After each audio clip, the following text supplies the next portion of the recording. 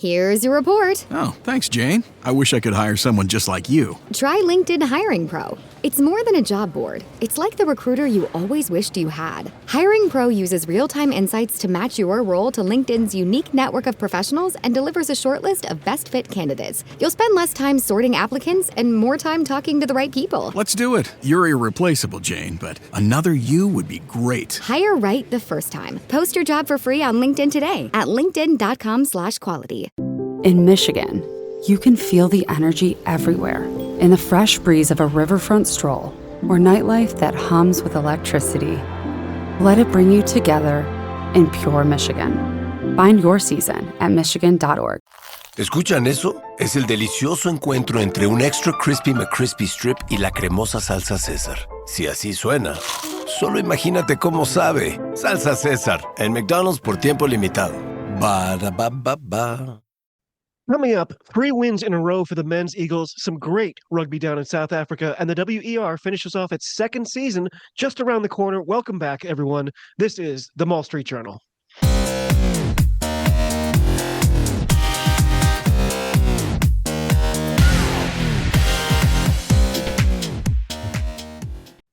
Hello and welcome back to the Maul Street Journal, your go-to podcast for all things USA Rugby. We've been on a bit of a hiatus, but we're back with tons to discuss. As always, I'm your host, David Lawrence, and I'm back here again with Kolya. Kolya, if I ask you about the flooding down in Texas, people might think they're listening to an episode from last summer, but here we are again. Yes, we've had some flooding. Luckily, it wasn't nearly as bad as last year. The creek behind my house flooded quite a bit. Didn't get to us, but got several places in the general area. Wow. I heard that there was trouble at that same camp from last year too, but I guess yes. Luckily the camp didn't happen this year. I'm not sure that camp's going to happen again. No. So anything interesting going on for you this summer? We haven't talked in several weeks. So not too much. I was in Dallas at an education conference a couple weeks ago. And then I've got this Serpientes rugby jersey now. I love it. It's very, very cool. As you know, my family and I just got back from Scotland. We saw incredible sights and managed to meet up with several friends from the Scottish Rugby podcast as well. It was just, an epic adventure. The only downside was discovering nothing is open in Mallaig on Sunday afternoons. So, when you get caught in a massive rainstorm, there's really nowhere to go to wait it out. The guys at the hotel went on quite a conspiracy theory telling us how up that far north, it's all the Catholics and they're doing all these things. And it was getting into some strange territory with these guys. Yeah. So I just kind of let them talk for a while. Anyway, as I said, we're back after several weeks off. We've got plenty of news. Kolya, what have you got for us this week? So Dom Bisag has joined the Sharks for the Currie Cup. And USA Rugby is subsidizing part of the contract. Really? I had not heard this. This is great. That's very cool. The Currie Cup just started last week or the week before? Yes. And for those who want to watch it, in the US, it is on Rugby Pass. It is. I noticed it's a different makeup this year. The Griffins, I think, were in last year. Yes. They're not in this year. Is it a promotion relegation thing, or is it just kind of? I don't know. Yeah, I don't know enough about it. It's a fun competition, though, and the NPC starts this coming weekend as well, so that's pretty exciting. Yeah, several USA players. Several USA players have also joined several NPC teams, which is good for them and good for the development of USA Rugby during the off season. The way MLR and the NPC sort of dovetail right next to each other has worked out really well for us. The newest laws in MLR about international players have kind of stemmed that tide a little bit, but it's still nice to know that it's still working. David, I knew should be available in November for the November tests. Really? He's finishing up in France? He is recovering from surgery.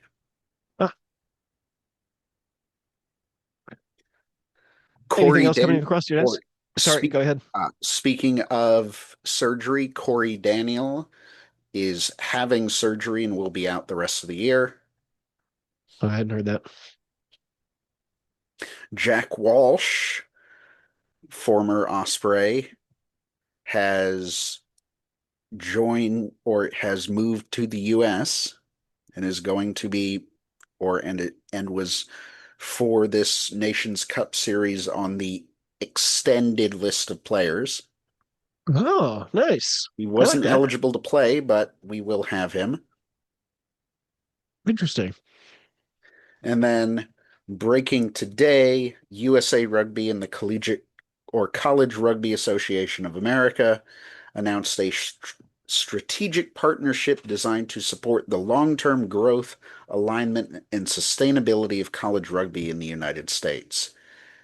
Reading from the press release, through this initiative, USA Rugby will expand its leadership role within the collegiate game by investing funds and resources into CRAA to strengthen the following areas of impact: full-time staffing, operational support, technology, financial oversight, marketing and communications, program grants, training and education, and national team pathway aligning.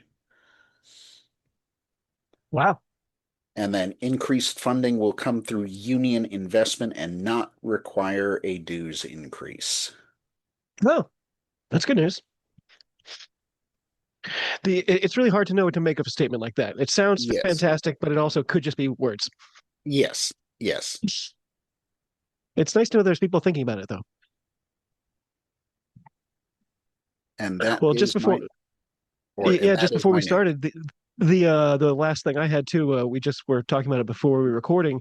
Rugby America's North, they are hosting a 3-day international tournament featuring the under 19s men. It's essentially like a college all-star tournament, this time to be held in Querétaro, Mexico. That's going to kick off on August 5th, so right around the corner. It's funny because I was even peeking at the rosters. A huge percentage of our forwards are from Life University and Lindenwood, but when you look at the backs, not one. I guess I don't know. Does that tell us something Yeah, about how the game is developing at the college level? I think it does. How many Cal players? I think there were a couple of backs, but I no longer have it Okay. right in front of me. There's also a unique fixture that will be available on the USA Rugby YouTube channel. Our women's Falcons, essentially the developmental side, are facing national collegiate champions Life University for a first of its kind game between national team and collegiate sides. They'll be sending off that will serve as a sending off party for the Falcons tour of Brazil, where they have two fixtures in Sao Paulo against a Brazil 15 team, and that could be a lot of fun. Yes. The roster for this looks pretty good. I haven't snuck a peek at it. Who's Talia on it? Brody, for example, is in it. Kind of like that.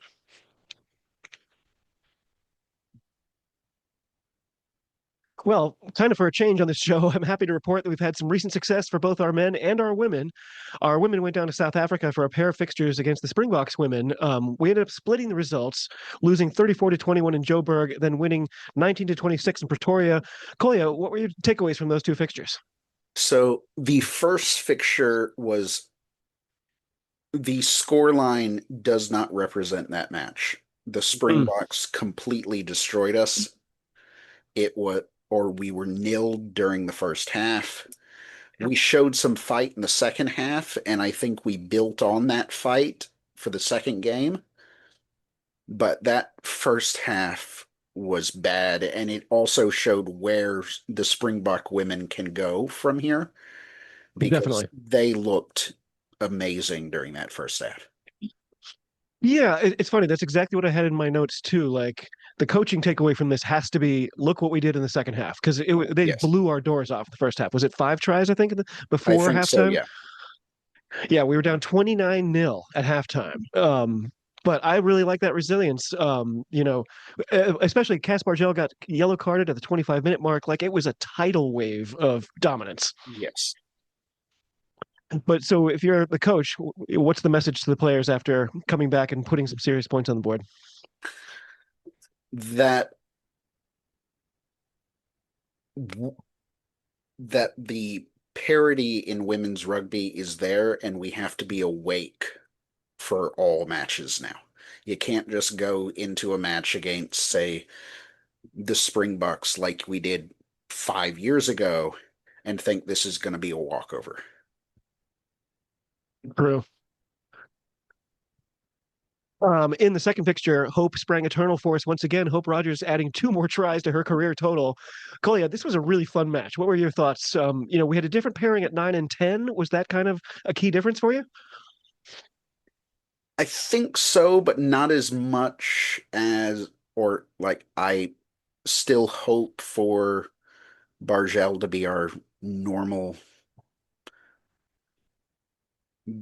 but that did seem to provide a little bit of a spark. Again, it kind of seemed like we took the second half from the first game and just built on it.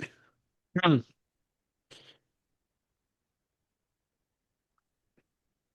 It's hard to know with Cass Bargel. Was being dropped for that second fixture, punishment, so to speak, from her For the performance in yellow, the. yeah, Yeah, you think so? that it's either that or the coach just wanted to try something new. There were a lot of changes in the lineups, and I couldn't. I feel like that is the coach saying, "What have I actually got here?" And Mhm. I'm Yeah, hoping that's all it is. yeah. I'm wondering who are some from these 2 fixtures. Who are some players who really stood out for you? Frida Tafuna, she's obviously becoming an absolute monster. Yeah. Frida, Hope, as always, we we're starting to get where we're wondering how much longer she has left for the US. She's But been wondering it out loud for several years. yes, but as long as we have her, we have a puncher's chance against anyone. It's true. I I always wish that this was, first of all, like a 3-test series instead of just 2, and I wish it was against 3 different teams to get an idea of. Mhm. But I really enjoyed these 2 fixtures. I felt like a real positive for USA women. Yes. Well, friends, I just want to take a moment to say thanks for your ongoing support. It's been great seeing the Global Game Line Network steadily growing, and if you could share the word with your friends, we'd really love to have them along as well. The Global Game Line has rugby from all over the world for every type of flavor you could possibly like. It's there. We've got it. Like, subscribe, do all the usual things. And again, we sincerely thank you all. Um, Back to it though, the Eagles, the men made it 3 in a row, defeating Portugal, Zimbabwe, and Spain just this month. Kolya, did you think we'd go 3 from 3 on this in the series? Going into this series, I was expecting to go 1 from 2 or 1 and 2. I was expecting to beat Zimbabwe and lose to Portugal and Spain, That's just exactly what I based thought. on how we did last year. But there were a lot of good things to take from this, Very. although there were also a lot of work-ons. Like the first 2 matches had some very comedic things happen. And yet I doubt you were laughing. No, no. We we mauled over the end line in the first half against Portugal. I don't know how that happens. Guys, they say there's a line you do not cross, and look behind you guys. But the Zimbabwe one wasn't too close. It felt like we just had that one in hand, but the other 2 were really exciting matches. And it's a weird thing about USA Rugby where my immediate reaction was like, "What happened to Portugal?" Mhm. It seems like bad things are happening for their rugby program right now. Well, they're coming off of winning Rugby Europe. Oh yeah, I did do So that. so they looked pretty good, and Pinto looked amazing. Of course, he was their entire offense. Yes. He scored 4 tries, if I'm remembering correctly. Are and basically what happened is Portugal's discipline went.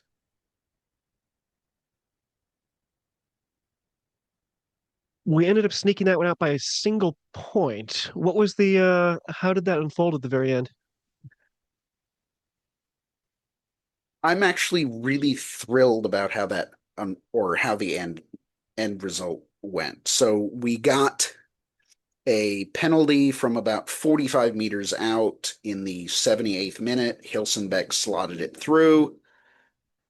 Then we had the kickoff and we put on a clinic of how to end a match.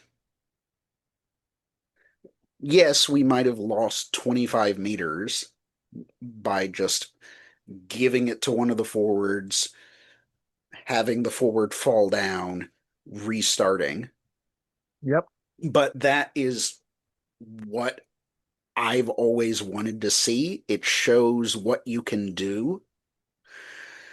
Like I when I think about an end of match, I always go back to the Wales Italy match several years ago. The the one where Italy wins on the last play, Yeah. where Wales just does a bunch of errors at the very end. There's a kick away for no reason with something like 30 seconds left. Yeah. And Wow. I'm like reliving it as you're describing it. yes, That was terrible. yes. And it and and watching the end of the Portugal game and the end of the Spain match, how the US controlled the end of the match is what you want to see. Do you feel like this group of coaches and this group of players is really starting to gel? Because that's what that told me. A little bit, but there are some things that worry me. For example, we learned, or Scott Lawrence did an interview a few days after the Spain match where Perry Mayo wasn't supposed to start any of the matches, Really but the guy who was supposed to start picked up an injury, and interesting. Mayo was probably our best player over the three matches. Interesting. I'm, I'm just not sold on Scott Lawrence. I feel like I was, and now I'm like constantly doing this face when I look at any stories about him or read Yeah, yeah, interviews. yeah. And then an, something I want to get into a little bit is the 10 position. Yeah. Because in the Portugal match, Hilsenbeck was great. He was knocking everything over. He was running everything pretty well, although it looked like De Haas was really the one calling most of the plays, which we've talked about before. In the Yep. second match against Zimbabwe, like you were just in Scotland, so you've probably heard the phrase "we guide." No, Okay, I don't know this one. so this is when you have like a team that finds a player and is basically turning him into a rag doll at all times. And that's what Zimbabwe did to Hilsenbeck. It was not a great performance from him, and Cardi coming on brought some stability and caused us to control the second half. Is that a weakness that opposing coaches, can just take advantage of? How do they do that? I I don't know because this is the first time I've seen this happen with Hilsenbeck, but Yeah, he we've was been singing his just praises for a long time. yes, but he was just being thrown off both on offense and defense. Just he was not good in that match. Weird. And then Is a Go ahead. go. I was going to say, is AJ ever coming back? We can't rely on AJ anymore. So according to He that was same he was on the interview, poster for the yeah, yeah, he was yeah, on the according to promotional the poster. same interview from Scott Lawrence a few days after the Spain match, we don't have AJ the rest of this year due to some sort of contract stipulation with Bristol. Okay. Though they're not playing right now, but okay. Yes, yes, yes. But like maybe it's something to do with his injury history or something, but I love AJ McGinty and all he's yes, done for us. I don't think we should rely on him in the national squad anymore. I agree. Like he is a special player. He Yes. can do things that Hilsenbeck and Carty can't. Yeah. You know But what I always thought a parallel for AJ McGinty was sort of like Stuart Hogg with Scotland when they were garbage. And Stuart Hogg sort of showed up and was like, okay, I'll just do it. And he was yes, like, fine, I'll just do it myself. And like a lot of our success was based on just him. But I also strongly believe that's why he got injured so often because he was spent so yes, much time on the ground for somebody who plays his position. It's just yeah, not a good idea. yeah, yeah. And I kind of worried a little bit about that with Ruben de Haas this year. Yeah. Though he can take it. He's Yes, a tough yes, dude. yes, yeah. The Zimbabwe match, Zimbabwe just aren't good. I was Yeah. expecting more from them, having gone so many matches unbeaten Mm. and winning Rugby Africa, beating Namibia, taking the World Cup spot from Namibia. I was expecting better, but they were all over the place. Yeah. I think they're a team that doesn't get too many chances to play together. I think Yes, that's yes, that's how they yes, beat Namibia too, because those guys never see each other. yes. And then Spain match was really good. Or De Haas was my clear man of the match during that match. Definitely. Near the end of the match, right before Perry Mayo's solo try, he baits a penalty, and it was just perfect. Unfortunately, Carty then missed the penalty, but Yes. it allowed or Mayo to get that try. All my favorite nines and tens are guys who are like you want him on your team and nobody else's team because he's on anyone else's team. You hate his guts, and Ruben de Haas is becoming that annoying that other teams must be Yes, like, which I yes, love. yes. Now, on negative, I think there's a few players who did not cover themselves with glory during these three matches. Yeah. And unfortunately, one of them is Mitch Wilson. I'm worried about Mitch. It feels like the wheels came off and they came off really quickly. He went down to Anthem and then all of a sudden he was really struggling for us. He couldn't find any confidence under the high ball. Comes Yeah, back to the Free Jacks and had a pretty good season for us, but he was kind of part of the yeah, problem for us this year too. yeah. He did get a try in the Spain match, but defensively he was posted missing several times. Yeah. He's a hard tackler, but I don't know if that's Yeah, fallen off. But his confidence receiving is what's worrying me most, and I feel like that trickles down into the rest of his game, unfortunately. yeah, yeah. And then going back to positives compared to last year, what were the two things that we talked about being a massive Achilles heel for us? Do you remember? Yeah, yeah. No, I'm trying to remember what we were talking about. Go ahead. Scrum and line out. Line out was still iffy, but our scrum was really, really, really good these last three games. Yeah. Wow. So I've long theorized that USA should be really good at that. Like Yeah, the type of people we create are generally big, Yes. beefy people. That Yes. should be our strong suit. We shouldn't be dancing Yes. around the edges and have the glitter wingers. We should Mhm. be destroying you up front with our forwards. Yeah. Yeah. And I think a big difference between last year and this year was Iscaro's last few months. Mm, Like getting to play in top 14, getting to play for the Barbarians, gave him a and doing a bunch good more. job.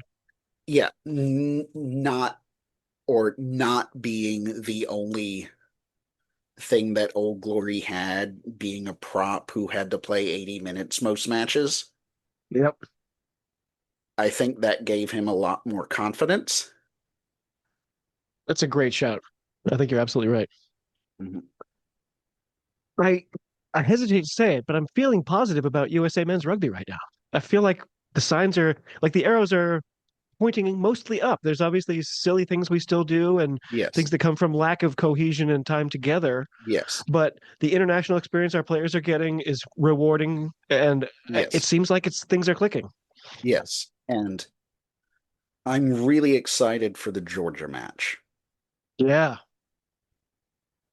And Georgia are different, Georgia are another team that are much different than they were if we had met them Yes, 5 years ago or something like that. yes, And it always used to be they're only forwards and they have no backs. And now it's almost the opposite with Georgia. yeah, They are fast and slippery.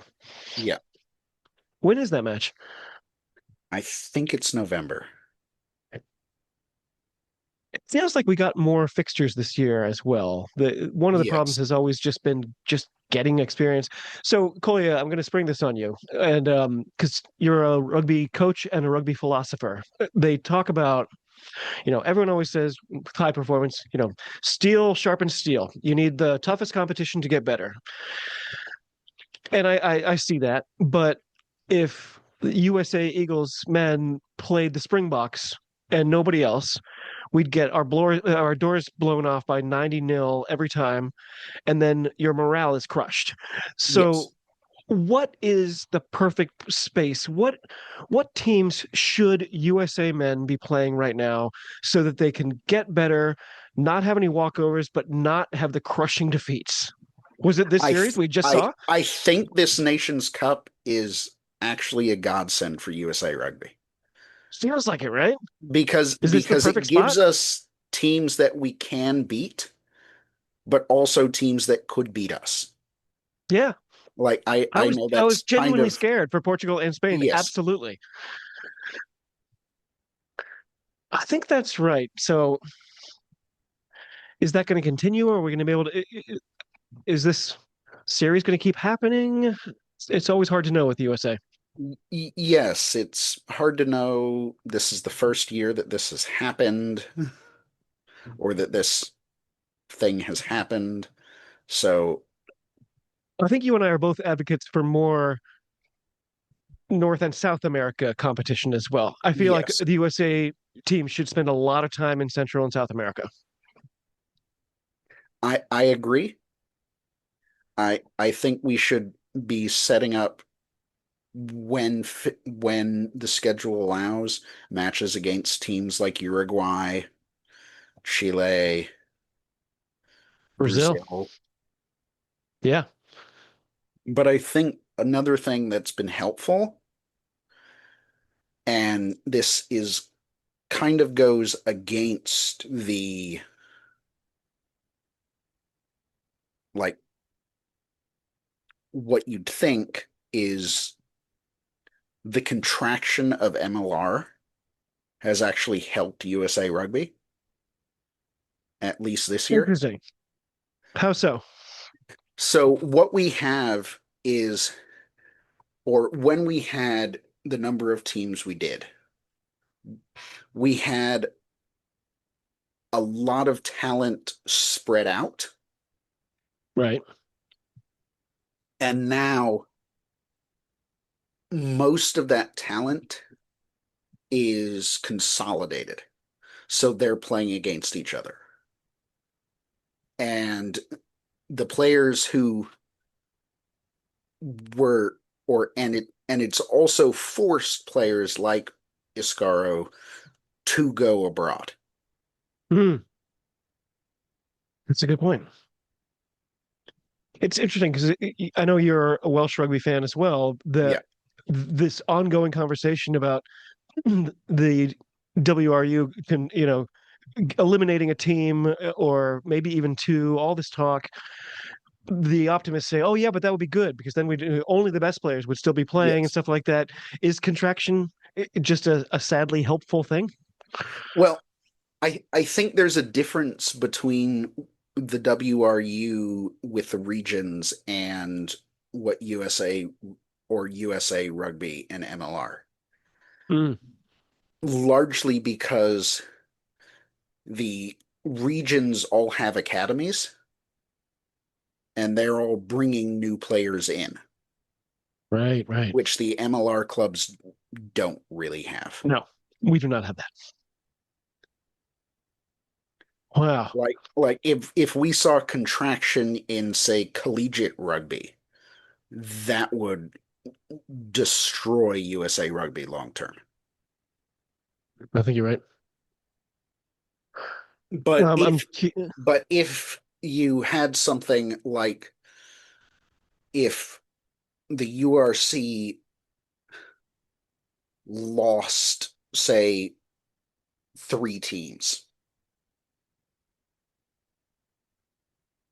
or something like that, but the acat or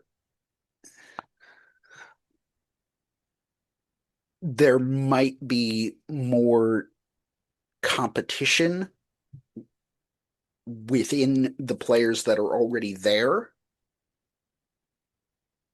So, like, if the WRU cut a region, what you'd get is a short-term boost, mm, but a long-term downward trend yeah, absolutely. because more players would not have the chance.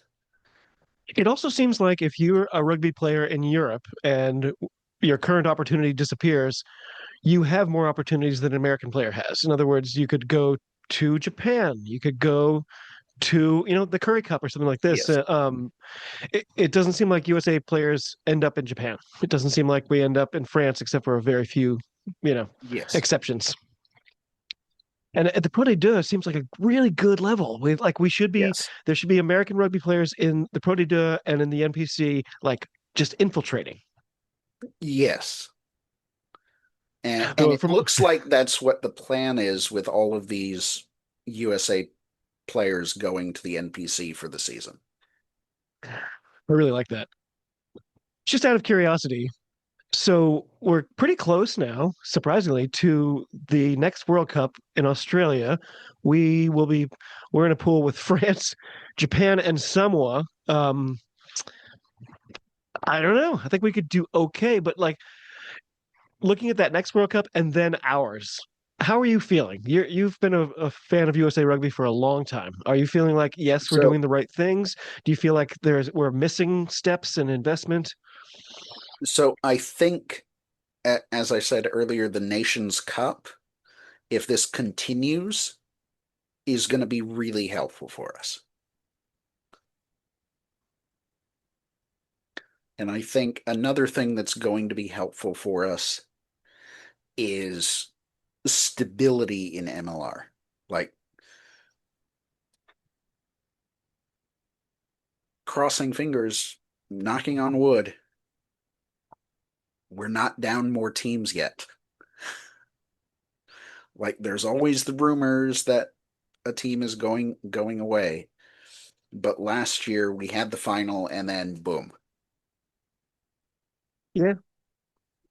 Chicago won, by the way. It was a Yes. great season for Chicago. We didn't put aside specific time to talk about it because I'm bummed, but but it was Chicago's year from start to finish. Obviously, they were Yes. amazing. Yes. Chicago played really, really well. In my opinion, try of the season was from Peyton Wall during the semifinal match, where he just beat about 5 guys by himself. Was that against Seattle? No, Uh, it was against DC. DC, DC. And you and I talked about it. The 6-team MLR was pretty good. It was pretty good. Yeah. It seemed to make it harder. Yes. And Legion were better than I thought. I Yes. thought that was going to be a horrible failed experiment, and that was going to mean they were just Yes. gone after this. And yet, I'm not hearing any of that. Yeah. And then I know it hurts for you, but MLR named their player of the year Brock Webster. Damn it. At least I got to shout at him a few times and call him a traitor from the Yeah. stands. But Yes. that was my only consolation. Yeah. You know, anytime an MLR player is like, "Oh, actually, yeah, I will go to Miami or LA or San Diego," I'm like, "Yeah, of course." But when he's like, "Yeah, I'm going to go to this other cold, awful city," I'm like, "Hey, Yeah. we had a cold, awful city right here. Come on."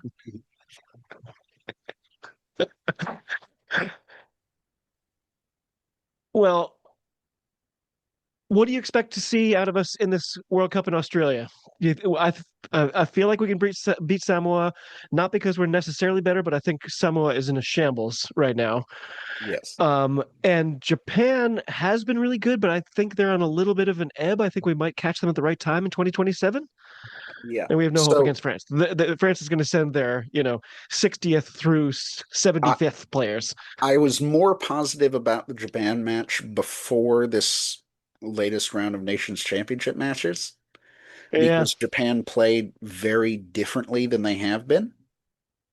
yeah, you're right. I know Hugh Griffin put out a video about that, He did. but they looked a lot more or a lot more difficult than they had previously. But what I'm hoping for, and yes, it's a year away, so a lot can change. I think we should be aiming for beating Samoa, preferably with a bonus point, and maybe getting a losing bonus point against Japan. That's the one I'm obviously going to be watching. Like, Yeah. we'll probably have to cover our eyes during the France match, Yes. but Yes. I'm maintaining a lot of hope for that Japan match. You're absolutely right when you said about their recent success. I just don't trust it. It's been too up and down. But then again, I'm a USA Rugby fan, so who Yes. am I to say that? Okay, well, I'm feeling pretty positive. It's often that we get together and we don't feel that great about USA Rugby, but I feel like things are going in the right direction. I like some of the things I'm seeing. I liked our women's performance in the sevens. I liked our men's performance in the sevens until they kind of ran out of gas towards the Yeah. end of the series. But I just feel like the investment is there. I feel like eyes are on it, and World Rugby sort of turning their eyes to us and being like, "Wait a sec, we're gonna try to fix some things here," is a little weird, but I think it might be positive. So I don't know. I feel like the Yeah. arrow's pointing up. Yeah. The one thing or about this summer that I have not liked from a USA standpoint was the U20 championship. Oh yeah, I have no recollection of it. I didn't pay any attention. Tell me Yeah, about it. I followed it just a little bit. There were some highlights, like we had a guy get a hat trick against England, but that I hat like that. trick against England happened in a match we lost by, I think, 40 points. Like it was really, really bad. We looked like, or it looked like men against boys out there. We should get shelled by England under Yes, 20s. yes, yes, but this was like every match, no matter who we played. People It always tell me, "Oh, you should check out the under 20s and the under 19s and stuff." And I'm like, I can wait. I watch so much rugby. I can wait till those people are good enough to play for like the big leagues and stuff. yeah, I don't need to see them when they're not that good and they're kids. yeah, Plus, it leads to depressing results like that. Um, I think the only other thing on the American palette right now is the WER. They're finishing up their second season. It's been obtuse. It's been hard to follow. I've complained so much on this show about how they can't even find a college intern to update the website. It's insane to me. Um, but the Legacy Cup, great name for a fixture. It happened last year and was amazing. This year's Legacy Cup is on August 8th, so a week from Saturday. Uh, it should be good. It's going to be the Denver Onyx versus the Bay Breakers. I think Denver have been so good this year. And by the way, I think the reason I'm underplaying it is Boston Banshees were pretty bad this year. We got only 2 wins, but Denver, it's their game to win, right? That would be my thought. Yes. Yeah.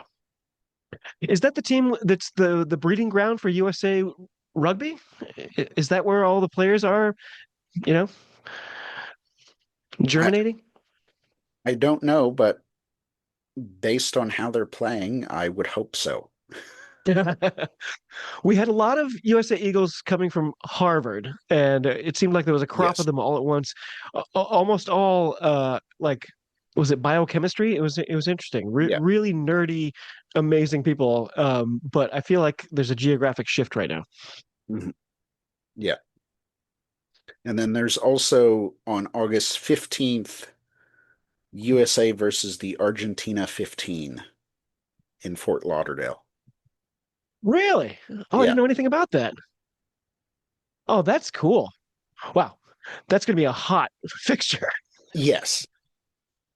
Yes. Let's And one thing we didn't mention with the USA Zimbabwe match, and something that's going to happen with this USA Argentina 15 match, is it looks like USA Rugby or is now trying to actually start trying to make money with where they're putting these matches, but they're doing it in such a way that we're losing the home field advantage. Because if or during the USA Zimbabwe match, that was a Zimbabwe home match. Like, it was Absolutely. great seeing the stadium full, but it was a Zimbabwe home match. Yeah. And now USA, or now the Eagles, are going to play the Argentina 15 at Lionel Messi's stadium. I totally hadn't thought of this. This is such a great take. You're absolutely right. And you know what? I'm kind of okay with it Yeah. because I do want the butts in the seats. It's so Yes. sad Yes. seeing Yes. 100 people there. Yeah. And yeah, wow, they're all going to be rooting against us, but it's going to be a huge party. It's going to be amazing. Yes. Yes. Did you watch the World Cup, by the way? I Yes, I feel did. almost compelled to ask. Yes, I did. Were you an avid watcher? Are you like following it, or are you just like, okay, it's Yeah, the final yeah, now? yeah. I was following it. Social media was an absolute cesspool throughout and has continued to be. So my son loves Lionel Messi. He just loves him, even though we've really Yeah, not spent any time watching yeah, soccer. But now, especially they did so well at the beginning of the tournament. I yeah, remember during the group stages, he was coming home from camp, and I was like, "Hey, guess what? Argentina won. I think it was 3-0. Guess who scored the first goal? yeah. Guess who scored the second goal? Guess who scored the third goal?" So seeing them lose in the final was his first major sports stomach punch Loss. in his Yeah, life. It was he's every now and then he brings it up. He's still not over it. yeah, yeah, yeah. I predicted the final before the World Cup started, and Really? and how it would play out. I enjoyed some parts of it. Yeah. The in Norway versus England, the ball definitely hit the cable, right? Yes, yes, Everybody knows yeah, that except the yes, officials.